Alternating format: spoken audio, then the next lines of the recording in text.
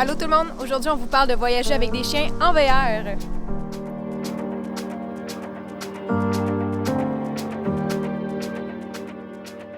La première partie quand on va visiter un endroit, c'est d'apporter de l'eau pour les chiens. On a une belle marche à faire, donc pour qu'ils soient bien tout le long du trajet, eh bien ça prend de l'eau.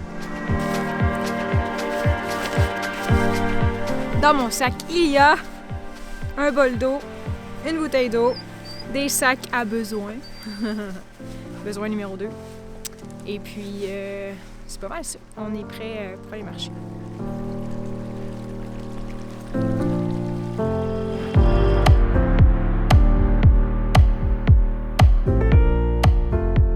Ces laisses-là, en fait, c'est de la corde d'escalade.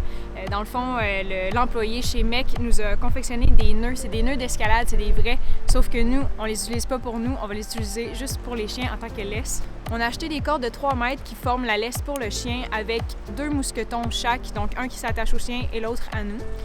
C'est quand même hyper solide parce que c'est des nœuds d'escalade, donc jamais que les chiens vont s'échapper, jamais que les nœuds vont se défaire, jamais que le harnais va lâcher. C'est vraiment du top qualité pour vraiment pas cher. La façon dont ça fonctionne, on a une ceinture après nous avec un crochet, donc on a juste à prendre le mousqueton et l'attacher sur nous comme ça. Donc on a les mains libres, c'est parfait, c'est génial. Sur notre corde, on a ajouté un nœud qui nous fait une poignée, donc pour les rapprocher de nous lorsqu'on croise des personnes.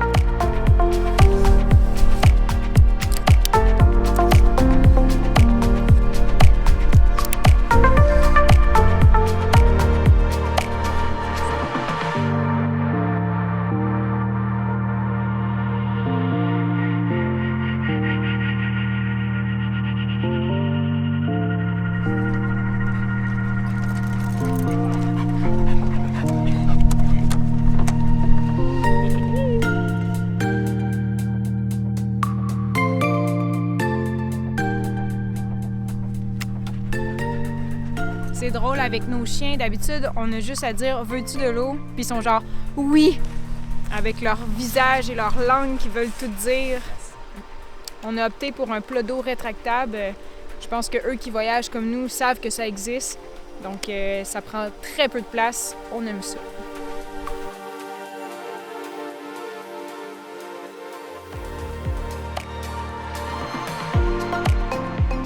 On commence nos journées comme ça en faisant des grandes marches pour les chiens. Présentement, nous sommes à Whitehorse. On a 6 heures de route pour se rendre à Dawson City.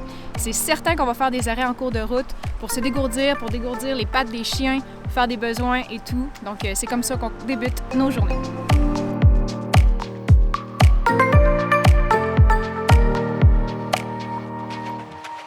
He looks like Tico. Hey? His name is Mr. Bond. Bond? Yeah. I had a... Hello, Snoopy, you. Oh, I Snoopy. know. I had a boy just like him, except he was a little taller.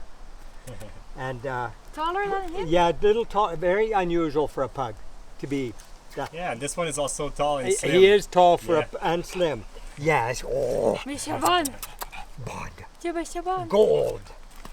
Hey? Yes. En voiture, les chiens sont toujours attachés. Comme ça nous permet de ne pas avoir de distraction en chauffant. Et s'il y a un accident, les chiens comme ça, ils ne revoleront pas dans le windshield en avant. Puis M. Bond, lui, il a déjà la face écrasée comme s'il avait rentré dans le windshield. C'est arrivé une fois, ça? Non, Monsieur Bond, il est parfait. On va dedans voir. Ah, il est-tu parfait? Il est vraiment parfait. Il est parfait. Il est même très adorable. On vient justement de croiser une personne qui a eu des pugs dans sa vie, qui en a plus maintenant. Mais ça nous a créé une conversation, puis c'est ça qui est cool de voyager avec des chiens, c'est que les gens viennent les voir, nous racontent leur histoire avec leurs propres chiens. On a rencontré des gens qui avaient des quichons aussi, qui nous ont dit « Ah, le mien, il a fait jusqu'à genre 15 ans. » Puis là, nous autres, on calcule le nombre de temps qu'il y reste. Dans la voiture, on garde toujours un plat d'eau et un plat de nourriture parce qu'on fait de la longue route. Donc, si les chiens ont faim ou soif pendant la route, ben ils ont accès. Comme en ce moment, on revient de marcher, donc ils vont probablement avoir soif pendant la route. On reprend la route! Mauvaise nouvelle. On n'a même pas encore commencé les routes de terre puis de cailloux. On est dans une ville. On est dans une ville, on est à Whitehorse, puis là on vient de recevoir un caillou puis de casser notre vitre de notre Ford. Mais là, comme on embarque dans le bout de la route qui est supposé d'être le plus problématique justement pour les cailloux, même si on est dans une ville où je pourrais le faire changer tout de suite, je pense que je préfère attendre. De toute façon, je pense pas vraiment qu'il y a de danger que la vitre nous éclate d'en face. Je pense qu'on va faire la route au complet vers l'Alaska, puis peut-être même revenir de l'Alaska, puis on fera réparer par après le pare-brise quand on aura fini toute la route. Ça fait vraiment chier pour vrai. On est sur l'asphalte, c'est même pas l'endroit où ça devait arriver. Ça sortait comme de nulle part. T'sais, on a croisé comme un camion, ça a fait TOC! Puis là, ça a éclaté. On profite de la station d'essence pour remplir le véhicule et faire les besoins aux chiens et se dégourdir en même temps. T'aimes-tu ça au moins avoir tes chiens en voyage avec toi? Ouais. Tu sais, on a fait des vidéos où on sous-entendait que voyager avec des chiens, on le regrettait ou on voulait pas rien savoir d'avoir des chiens. Ben c'est pas tout à fait ça en fait, c'est que on recommande plus aux gens que s'ils partent à l'aventure, ben de pas penser à s'acheter un chien pour avoir un animal de compagnie en voyageant, parce qu'on est tellement limité, c'est incroyable.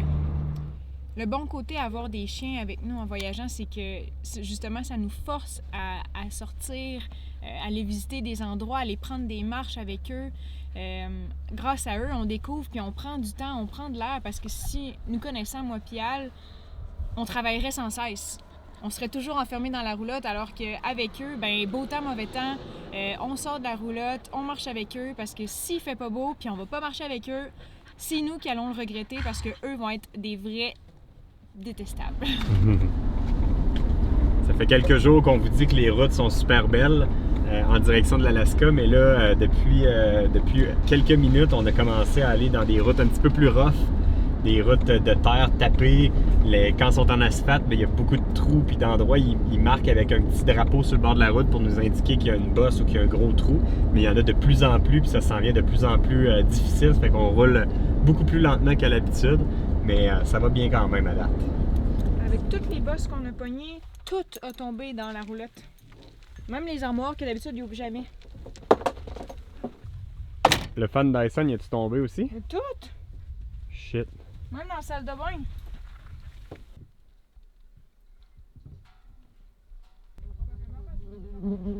Donc là, on est environ à 1 heure de route de Dawson City, qui est notre prochain arrêt. Là, pour l'instant, on a décidé de s'arrêter. Il est rendu 10h20 à peu près, puis il fait encore clair, c'est bizarre, ça fait des longues journées. Mais là, on est quand même fatigué, même s'il fait pas noir. Ça fait qu'on a décidé de s'arrêter ici pour passer la nuit, puis on va se rendre demain à Dawson City à la place. Puis c'est quand même un endroit qui est pas si mal pour passer la nuit. Regardez ça derrière moi, comment que la vue est belle, c'est incroyable. Mauvaise nouvelle, Val elle rentre dans la roulotte puis elle me dit que ça fait tic tic tic tic. Ça c'est le bruit d'habitude que quand le frigidaire marche avec le propane. Puis quand ça fait tic tic tic souvent, c'est parce qu'il manque de gaz. Fait que là, je vais voir en arrière. D'habitude, il faut juste que je change d'une bonbonne à l'autre parce qu'on a 2 bonbonnes de 20 livres, mais ça a l'air que les 2 sont vides. Moi, j'avais en tête que j'en avais une de pleine puis une de presque vide, mais finalement, j'en avais une presque vide puis une complètement vide. La bonne nouvelle, c'est que j'ai acheté une génératrice cette semaine. Ça fait qu'on va la brancher puis elle va être utile pour une 2e fois. Donc là, elle va servir à faire fonctionner notre frigidaire pendant toute la nuit, le temps que demain, j'aille faire remplir les bonbonnes puis qu'on revienne à la normale. Ça fait que ça va être ça à soir. C'est pas ma journée. Pouf. On se fait piquer! Ouais, on se fait piquer, mais en plus, là, depuis qu'ils ont changé le morceau pour mettre au niveau notre roulotte, je suis plus capable d'ouvrir ma tailgate en arrière, puis la génératrice est là, puis elle pèse ben trop lourd pour que je sois capable de la lever puis de la sortir là. Fait qu'il faudrait que je dépine, mais là, je suis en angle, puis ça va super mal dépiner, puis demain, il va falloir que je repine en angle, ce qui est un peu de la chenoute.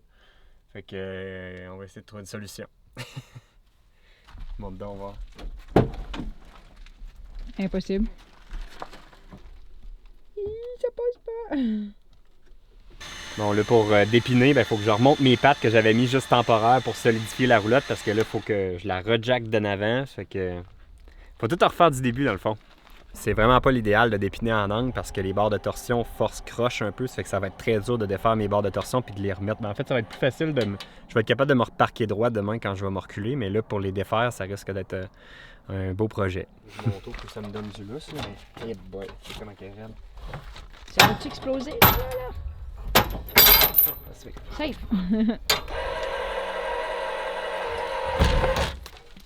suis peut-être juste fatigué parce que finalement, c'était vraiment pas si pire que ça.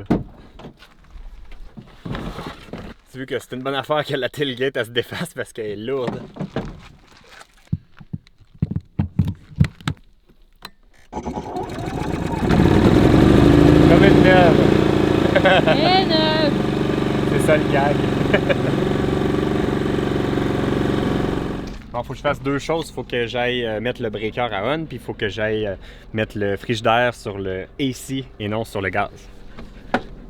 Bon, moi qui pensais faire une capsule juste sur les chiens, aujourd'hui, il nous est arrivé un paquet d'affaires autres. Excusez-nous pour tous les hors-sujets, mais ça tombe bien que je sorte ma génératrice. Ça m'amène peut-être au prochain point à propos de voyager avec des chiens. Bien, c'est de garder une température confortable dans la roulotte ou dans la voiture. Dans la voiture, c'est assez simple. On laisse l'air climatisé tourner, on barre les portes si jamais on doit être absent pendant quelques minutes. Et puis, ils peuvent rester confortablement. Mais quand on est dans la roulotte, bien là, on a fait l'ajout du Fantastic Fan dernièrement dans nos rénovations. Si vous voulez aller voir la capsule en passant. Et puis là, ben maintenant, avec la génératrice, ben si jamais il fait vraiment trop chaud et que le fan ne fournit pas, ben on a l'option maintenant de mettre l'air climatisé. La génératrice peut durer environ 8 heures de temps, ce qui est à peu près le maximum de temps qu'on se permet de laisser les chiens seuls dans la roulotte. Donc là, maintenant, on a vraiment deux setups. Si la température est pas trop chaude, on peut y aller avec le fan. Puis sinon, dans le pire des cas, on enchaîne avec la génératrice puis l'air climatisé. La journée est maintenant terminée. On vient de s'installer. Ça fait du bien, même pour les chiens, ils sont hyper contents parce que c'est difficile quand même pour eux la route. Je sais pas combien d'heures qu'on a roulé aujourd'hui, mais avec toutes les vibrations, toutes les bosses qu'on prend, ça fait du bien, c'est comme si on arrivait à la maison. Ça fait que là, bref, nous autres, on se dit à demain pour la prochaine capsule, puis là, on s'en va à Dawson City. Ça a l'air vraiment d'une belle ville intéressante, ça fait qu'on a hâte de vous présenter ça. Yep, à demain! Bye!